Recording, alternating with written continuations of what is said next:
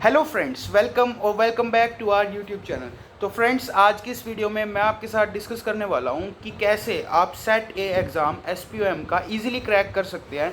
और मैं आपको सारी स्ट्रेटजी, सारी डिटेल्स इस वीडियो में प्रोवाइड करने वाला हूं। इस वीडियो को मैं 5 स्टेप्स में कवर करने वाला हूं। सबसे पहला हमारा स्टेप रहेगा what is the marks distribution, यानी जो आपका सिलेबस है उसमें कितना पोर्शन, कितने मार्क्स की वेटेज रखता है आपके एग्जाम में। सेकंड आएगा मटेरियल्स टू बी यूज्ड, कौन कौन से आप मटेरियल्स वगैरह यूज़ कर सकते हो।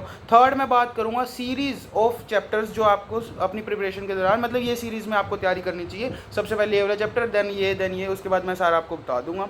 नेक्स्ट आता है फोर्थ पार्ट, जो कि है हाउ टू अटेम्प्ट, कैसे आप अपने एग्जाम को अटेम्प्ट करने वाले हैं, यानी कौन कौन सी चीज़ों का आपने अटेम्प्ट करते हुए ध्यान रखना है। और लास्ट जो है वो है आपके लिए बोनस टिप, जो आपको लास्ट में बहुत ज़्यादा हेल्पफुल होने वाली है। तो चलिए सबसे पहले मैं शुरू करता हूँ मार्क्स की वेटेज बताने से।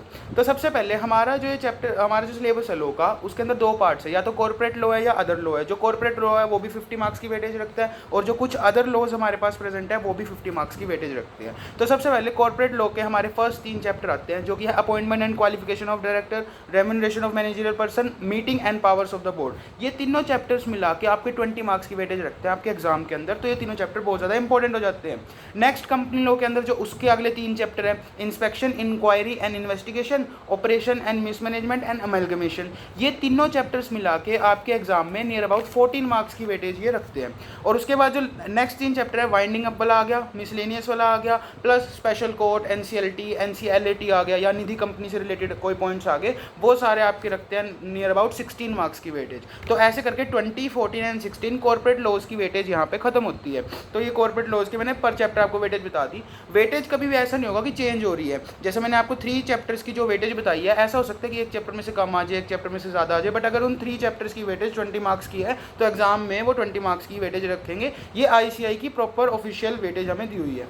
नेक्स्ट उसके बाद हमारे पास आता है कुछ अदर लॉ के पार्ट्स। अदर लॉज के अंदर हमारे पास सबसे पहला है FCRA वाला एक्ट, जो 8 मार्क्स की वेटेज रखता है, IBC जो 11 मार्क्स की वेटेज रखता है, फेमा जो 11 मार्क्स की वेटेज रखता है, एंड एट लास्ट सेबी जो हमारे 20 मार्क्स की वेटेज अगेन हमारे सिलेबस में रखता है। तो ये मैंने आपको फर्स्ट पार्ट सारा बता दिया कि कौन सा सब्जेक्ट कितनी वेटेज रखता है। नेक्स्ट हमारे पास आता है कौन कौन सी सीरीज़ आप फॉलो करोगे, किस सीरीज़ में आप तैयारी करोगे। तो ये ना एडवाइसेबल है सीरीज़, मेरे हिसाब से ये सीरीज़ काफ़ी ज़्यादा फ्रूटफुल होगी अगर आप इस तरह से तैयारी शुरू करते हैं, बट आप अपने हिसाब से कस्टमाइज़ कर सकते हैं। सबसे पहले आप FCRA एक्ट कंप्लीट करोगे, जो कि 8 मार्क्स का वेटेज रखता है। उसके बाद आप आओगे कंपनीज लॉ के चैप्टर्स पे, अपॉइंटमेंट एंड क्वालिफिकेशन वाला पार्ट, रेम्यूनरेशन और मीटिंग। ये तीनों पार्ट्स मैंने आपको बताए थे 20 मार्क्स की वेटेज रखते हैं। तो उधर से FCRA और उधर से ये 3 चैप्टर्स आप कंप्लीट करोगे। ये 3 चैप्टर्स कंप्लीट करने के बाद अब नेक्स्ट 3 चैप्टर्स पे जा सकते हो, जो कि है inspection, inquiry and investigation, operation and mismanagement and amalgamation. ये तीनों चैप्टर 14 मार्क्स की वेटेज रखते हैं, तो आप तीसरे नंबर पे इसे तैयार कर सकते हैं।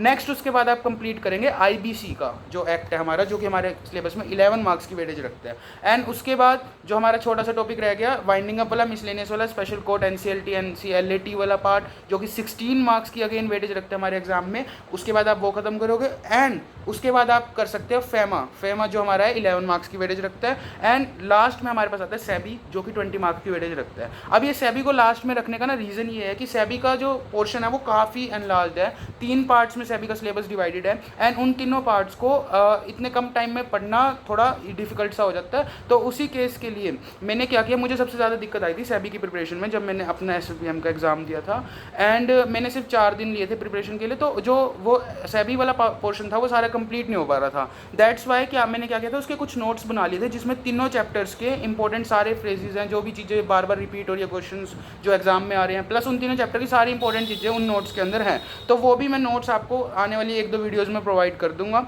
उसके लिए आप चैनल को सब्सक्राइब कर ले और बेल आइकन को जरूर दबा देना, ठीक है। मैं उसमें आपको नोट्स एक्सप्लेनेशन भी दे दूंगा नोट्स की, प्लस 4 पेजेस में वो सारा सेबी वाला पोर्शन कंप्लीटेड उसके अंदर आ रहा है, तो आप उन नोट्स से उनको ईजिली क्रैक कर सकते हैं, ठीक है।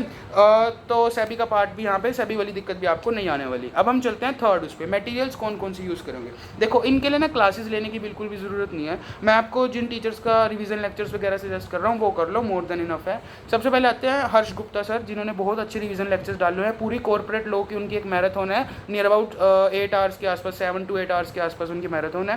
प्लस जो अदर लॉज है उनकी छोटी छोटी रिवीजन वीडियोज़ है, जैसे FCRA एक्ट जो मैंने आपको सबसे पहले करने के लिए कहा है, उसकी सिर्फ 57 मिनट्स की वीडियो है और उसमें उन्होंने इतने अच्छे से समझाया हुआ, आपको दोबारा किसी और उस चीज़ की रेफरेंस लेने की ज़रूरत नहीं पड़ेगी, ठीक है।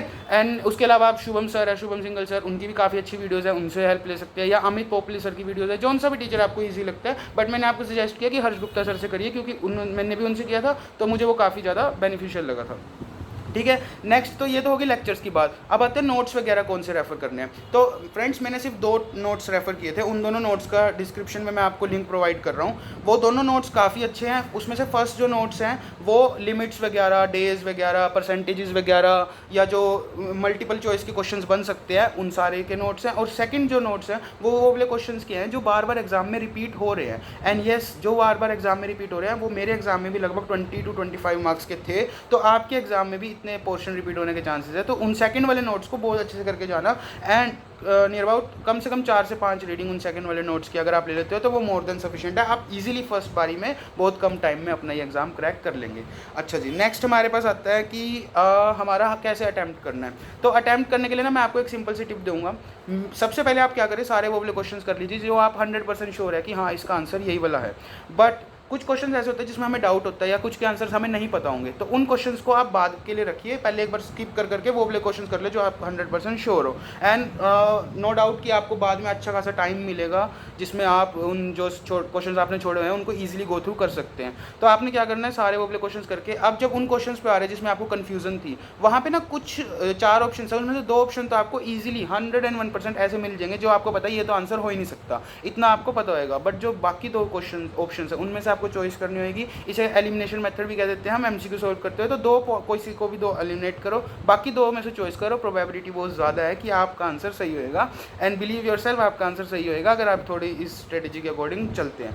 नेक्स्ट जो लास्ट मैंने आपको बोनस एक टिप देनी थी वो ये है कि जब भी अब जैसे आपने ये सारी स्ट्रेटेजी वाली वीडियो देखी है, अब आपका काम है सिर्फ उसको इंप्लीमेंट करना एंड उसको करके अपना एग्जाम क्लियर करना। उसके बाद आपका काम होएगा एक बार इस वीडियो के कमेंट सेक्शन में आके अपने मार्क्स वगैरह बता दीजिए, प्लस कुछ ऐसी मिस्टेक्स या कुछ ऐसी जो दिक्कत आपने फेस करी हो वो आप कमेंट्स में लिख सकते हैं, ताकि जो in future students in videos को देखेंगे या जो भी लॉ की तैयारी कर रहे हैं उनके लिए बेनिफिशियल रहे, उनको आपकी गलतियों से पता लग जाए। प्लस आपका अगर आपको अच्छे लगते हैं तो आप कमेंट कर सकते हैं और आप बता सकते हैं कि आपके कितने मार्क्स आए हैं। तो फ्रेंड्स आज की वीडियो में इतना ही। अगर आपको कोई भी डाउट है, कोई भी क्वेरी है तो वो आप कमेंट सेक्शन में पूछ सकते हैं। I will definitely answer your query.